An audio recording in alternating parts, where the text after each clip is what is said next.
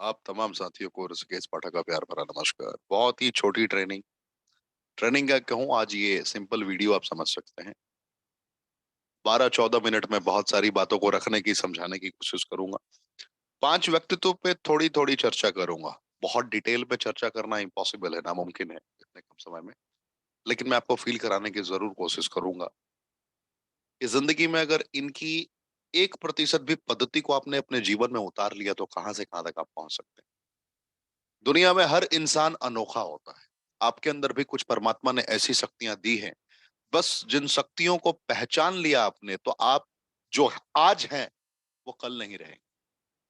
आप अपने व्यक्तित्व को पूरी तरीके से संवार चुके होंगे अगर आपको ज्ञान की अनुभूति होगी, और ज्ञान की अनुभूति जब तक संघर्ष आप जीवन में नहीं करेंगे तब तक नहीं हो सकती है। इन पांचों विभूतियों की जिंदगी से बहुत कुछ सीखने को मिल सकता है, जिनके बारे में संक्षेप में हम समझने की कोशिश करते हैं। अगले 12-14 मिनट में बहुत सारी चीजों को समझेंगे। सुभाष चंद्र बोस, ये वो नाम है जिस नाम ने सिर्फ हिंदुस्तान में नहीं, पूरी दुनिया में अपनी एक पहचान बनाई।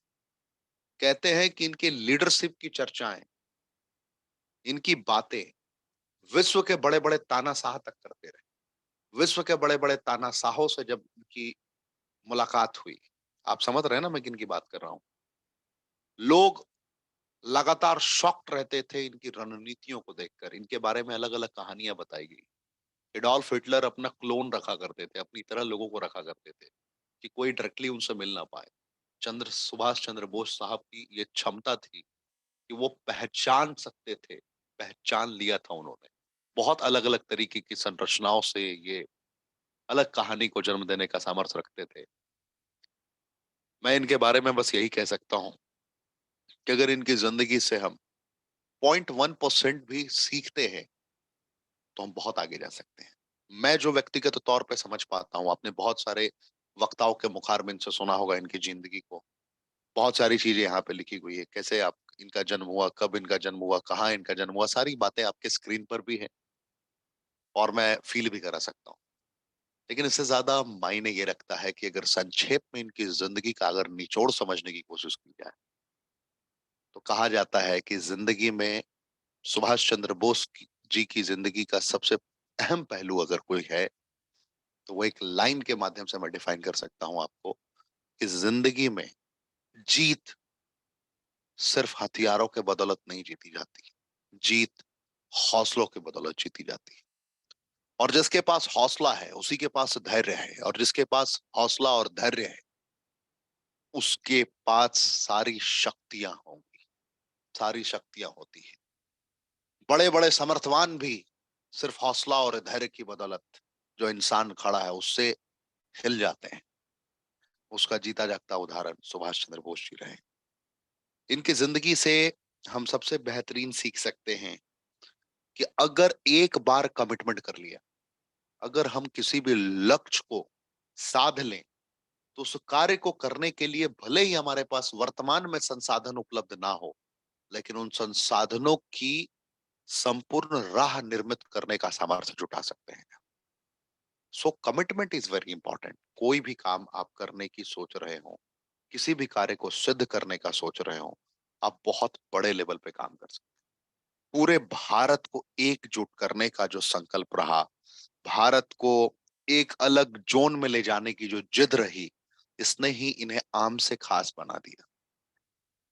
जो बड़े बड़े हुकूमतों के समक्ष सर ना झुकाने की जिद थी, अपनों के अंदर वो अंगार जलाने की जिद थी, उसी जिद ने इन्हें महान सुभाष चंद्र बोस जी बना दिया। आज जब भी हम 15 अगस्त की बात करें या 26 जनवरी की बात करें, हम चीख चीख कर कहते हैं सुभाष चंद्र अमर रहे, सुभाष चंद्र बोस अमर रहे। चीख चीख कर कहते हैं इन विभूतियों के बारे में। क्यों ऐसी चर्चाएं हुई कि इन्होंने ऐसे ऐसे कर्म, ऐसे ऐसे ऐसे कृत्य किए।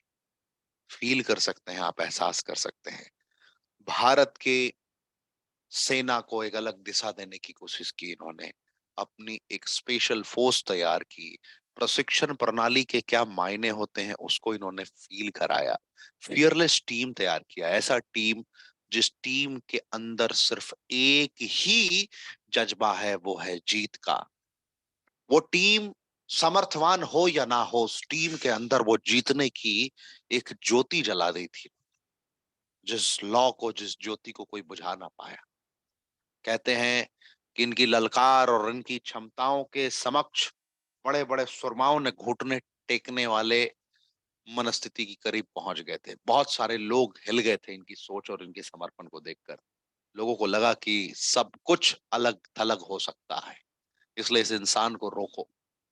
कहते हैं कि जब इंसान समर्थवान हो जाता है और किसी भी कर्म को, किसी भी कार्य को अंजाम तक पहुंचाने के लिए तैयार हो जाता है, और जब लगता है कि वो अब अनस्टॉपेबल हो चुका है, क्योंकि उसने, देखिए सबसे बड़ी बात होती है लीडर के अंदर, जो मेन लीडर होता है, जो फ्रंट से लीड कर रहा होता है, वो कितना बेहतर कर सकता है ये मायने नहीं रखता, उसकी टीम कितनी बेहतर कर सकती है। इन्होंने सिर्फ अपने हृदय में वो उम्मीद की जोत नहीं जगाई थी, इन्होंने अपने हृदय में वो हौसले की तलवार खड़ी नहीं की थी, इन्होंने अपने हृदय में वो तूफान लाने का जज्बा पैदा नहीं किया था। इन्होंने ये सारी विकसित रणनीतियां अपने लोगों के अंदर विकसित कर दी थी। तैयारी लोग कर रहे थे, एक सुभाष चंद्र बोस की, हजारों सुभाष चंद्र बोस तैयार कर चुके थे। इनके अनुयायी इनके ही पदचिन्हों पर चलकर उस विजय गाथा को रचने के लिए तैयार थे। पूरी दुनिया शॉक्ड थी। रोको सुभाष चंद्र बोस को, अन्यथा गेम पलट देगा। और कहते हैं कि जब कोई आपको फ्रंट से आकर परास्त करने का सामर्थ्य ना रखे, तो फिर वो साजिशें करने। बहुत सारी कहानी है सुभाष चंद्र बोस जी से रिलेटेड, अगर आप लोग चाहेंगे कमेंट ऑप्शन में बताएंगे, तो मैं डिटेल्ड ट्रेनिंग आपको सुभाष चंद्र बोस जी की जिंदगी पर जरूर लेकर आऊंगा, जो 1 घंटे की हो। ये आपकी चॉइस पर डिपेंड करता है कि आप चाहते हैं या नहीं चाहते। इनकी अनगिनत कहानियां हैं। एडोल्फ हिटलर से मुलाकात, जब ये मिलने गए, क्या हुआ, कैसे हुआ, क्या परिस्थितियां रही, क्या वो सच में मिलना चाहता था या छुप गया था, अपनी बहरूपियों को सामने ला दिया। बहुत सारी कहानियां हैं इनसे रिलेटेड जो आपको बहुत ज्यादा उत्साहित। तो मैं फिर कहना चाहूंगा, जब आपको परास्त करने का सामने वाले के अंदर सामर्थ्य नहीं होता है, तो फिर साजिशों का दौर स्टार्ट। बहुत सारी अनसुनी कहानियां रही हैं, जिनको बहुत अलग अलग किताबों में, बायोग्राफीज में भी समझाया गया है, बताया गया है। लेकिन बस इतना ही कह सकता हूं कि जिंदगी में संघर्ष से ही सफलता तक की दूरी तय की जा सकती है। और सफलता में सिर्फ आपका सबसे महान शस्त्र कुछ है, तो वो है आपका हौसला, वो है आपका जज्बा। मैं आशा करता हूं कि सुभाष चंद्र बोस जी की जिंदगी से ये पॉइंट आप जरूर सीख लेंगे। अभी के अभी डायरी पे नोट करिए। दूसरा सबसे महत्वपूर्ण नाम जो आप अपने स्क्रीन पे देख रहे हैं, ये है भीम राव अंबेडकर साहब। पूरी दुनिया, पूरी दुनिया में किसी पहचान के मोहताज नहीं है। भारतीय संविधान में जो इन्होंने अपने कार्य किए, जो संविधान की रचयिता में जिन्होंने सर्वोच्च निछावर किया अपना, जिन्होंने भारत में जात पात से ऊपर उठकर लोगों को सोचने की आजादी दी, जिन्होंने लोगों की मनस्थिति को पूरी तरीके से परिवर्तित कर दिया, जिन्होंने लोगों को एहसास कराया कि जब विपरीत परिस्थितियां होती है तो शैक्षणिक योग्यता की महत्ता क्या होती है, जिन्होंने पूरी दुनिया को बताया कि जब इंसान अपने पे आ जाए तो किसी भी लेवल से, किसी भी परिस्थितियों में गेम चेंज कर सकता है। भीमराव अंबेडकर साहब की जिंदगी कुछ ऐसी ही रही है। शुरुआती दौर में ऐसे हालात थे कि लग रहा था कि घर छोड़ दूं। अंबेडकर साहब की सोच ऐसी थी, लेकिन लगा कि घर छोड़कर भी वो सॉल्यूशन नहीं मिल सकता जिस सॉल्यूशन की मैं तलाश कर रहा हूं। फिर समझ में आया कि वो सॉल्यूशन कहां से मिल सकता है। तो वो एक उम्मीद की किरण, होप ऑफ बीम दिखाई दी पढ़ाई से। शैक्षणिक योग्यता बगैर पूरे किए, बगैर तबीयत से पढ़ाई किए उस मकाम तक नहीं पहुंचा जा सकता है। हिंदुस्तान में तो उन्होंने पढ़ाई की तो की, उन्होंने विदेशों में जाकर डिफरेंट डिफरेंट यूनिवर्सिटीज को एक्सप्लोर किया और अपने सामर्थ्य को एक अलग बल दिया। आज मैं ये गर्व से कह सकता हूं कि वही इंसान है जो भारत के, स्वतंत्र भारत के पहले कौन बने, लॉ मिनिस्टर, कानून मंत्री। आप समझ रहे हैं, जिन्होंने संविधान को रचा हो, जिन्होंने पूरे भारतवर्ष में एक उम्मीद की लौ जलाई हो कि हर इंसान, हर अति पिछड़ा पिछड़ा इंसान अपनी जिंदगी में अपने हक के लिए लड़ सकता है। जिंदगी में कोई पिछड़ा नहीं है, सभी को समान हक है, सभी को समान अधिकार है।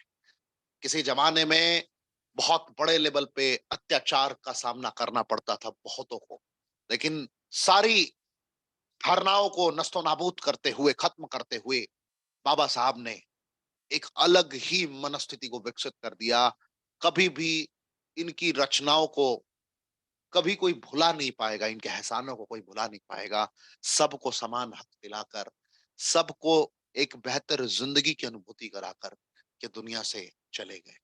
लेकिन दुनिया से जाते-जाते इन्होंने ये एहसास ज़रूर करा दिया कि इंसान अपने कर्मों से भगवान बन सकता है।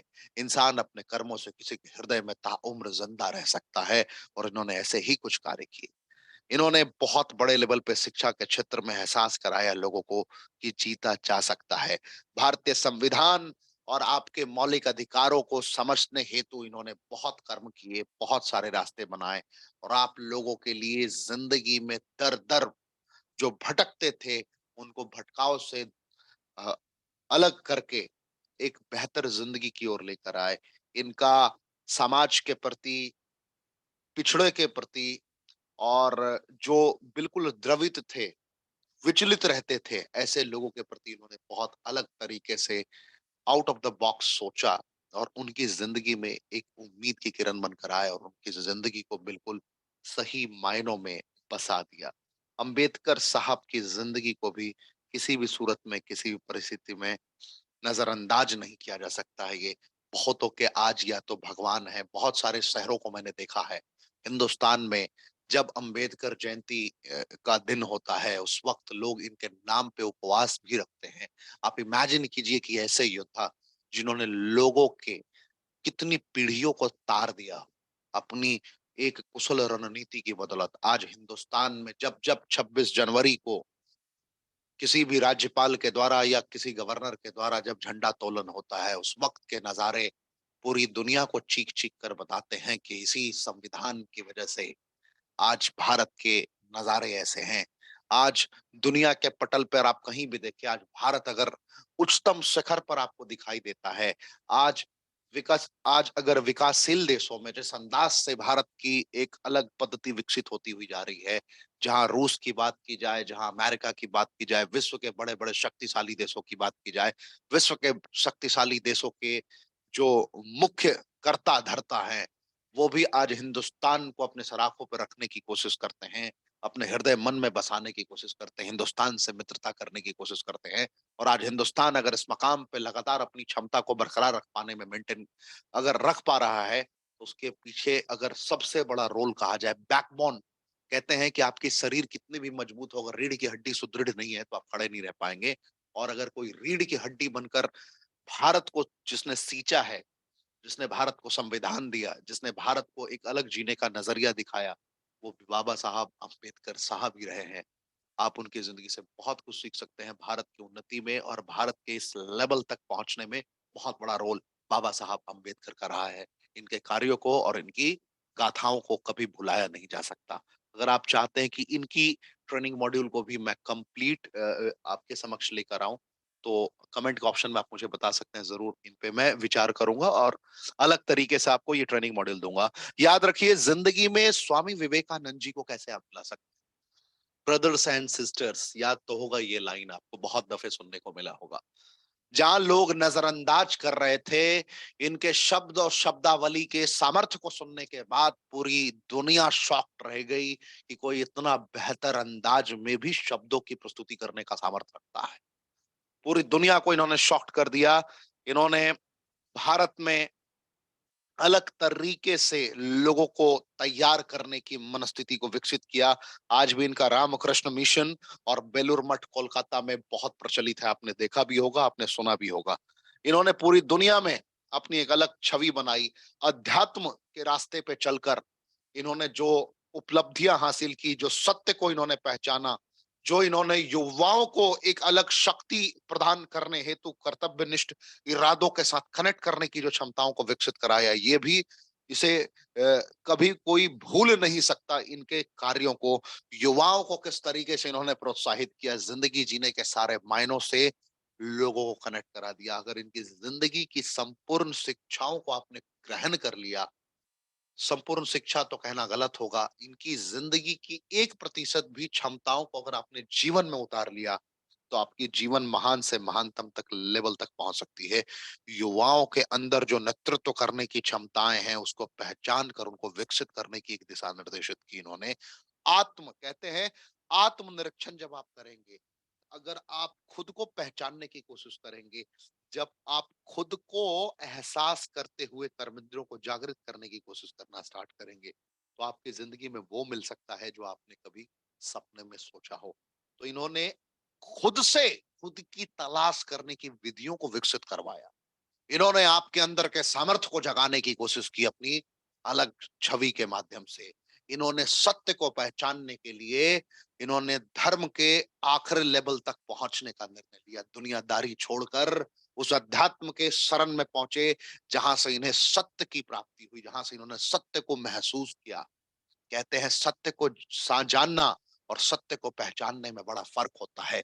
जानने वाले तो आज बहुत मिल जाएंगे आपको, पहचानने वाले बड़े कम मिलेंगे। और ये उन्हीं योद्धाओं में से थे जिन्होंने सिर्फ जाना नहीं था सत्य को, इन्होंने सत्य को पहचाना था। और युवाओं को भी कहते थे कि आप एक हृदय की गहराइयों को कनेक्ट करते हुए निरंतर कर्म करो और कर्मों का तूफान दे रहो।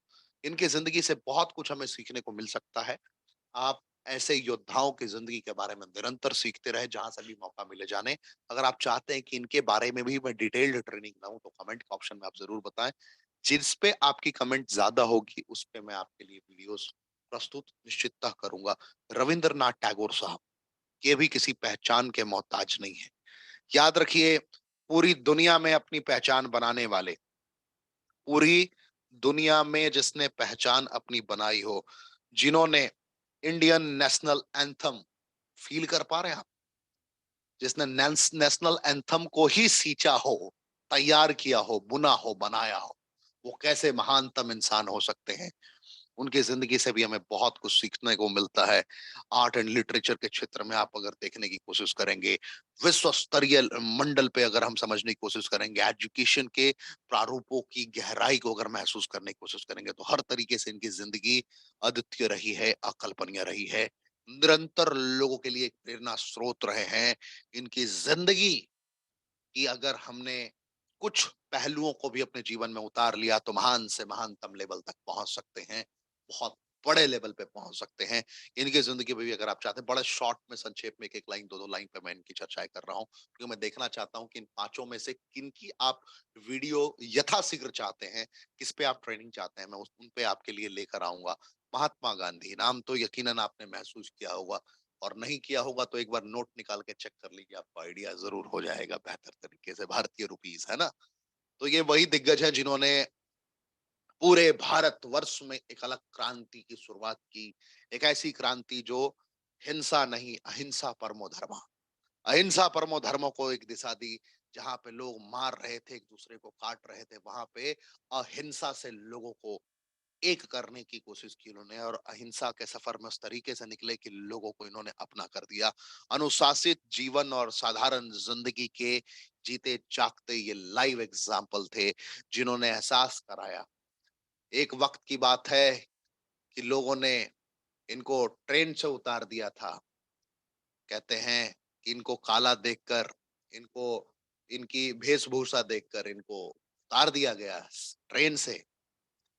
एंड इन्होंने उसी वक्त रेजोल्यूशन लिया कि तुमने मुझे ट्रेन से निकाला है, मैं तुम्हें देश से निकालूंगा। बहुत बड़े लेवल पे इनकी कहानियां रही हैं, बहुत अलग अलग तरीके से स्वतंत्रता के लिए इन्होंने अपनी पूरी जिंदगी को निछावर कर दिया। वही खादी, आपने चरखा देखा होगा। जिंदगी इस तरीके से इनकी समर्पित रही आपके जिंदगी को बसाने के लिए कि जिसे शब्दों में बयान नहीं किया जा सकता है। अहिंसा के माध्यम से, सत्याग्रह के माध्यम से बहुत सारे कार्यों को इन्होंने अंजाम तक पहुंचाया, और आखिरकार आप जानते हैं कि ये हिंदुस्तान के बापू हैं।